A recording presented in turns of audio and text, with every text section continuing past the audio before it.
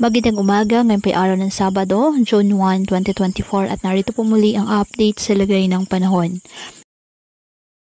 Ayon sa Pag-asa, isang tropical depression o bagyo ang minomonitor sa labas ng Philippine Area of Responsibility. Sa ngayon taglay nito ang lakas ng hangin na abot sa 55 km per hour at pagbugso nga abot sa 65 km per hour. Sa ngayon wala itong direktang epekto sa lagay ng ating panahon. Sa ngayon, easterlies ang nakakapekto sa eastern section ng Southern Luzon, Visayas at Mindanao.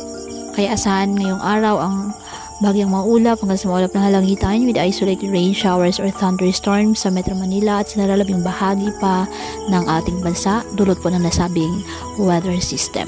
Kaya patuloy pa rin po natin na pinag-iingat ang ating mga kababayan sa banta po ng mga posibilidad ng pagbaha at pagguho ng lupa lalo na kapag may malalakas na ulan at ugaliin po na magdala palagi ng payong o kahit anong panangga sa ulan sa tuwing lalabas po ng ating mga tahanan. At yan po muna ang update sa lagay ng panahon ngayong araw. Muli patuloy po tayo na mag-ingat at palaging tandaan, God loves you. Stay safe and God bless.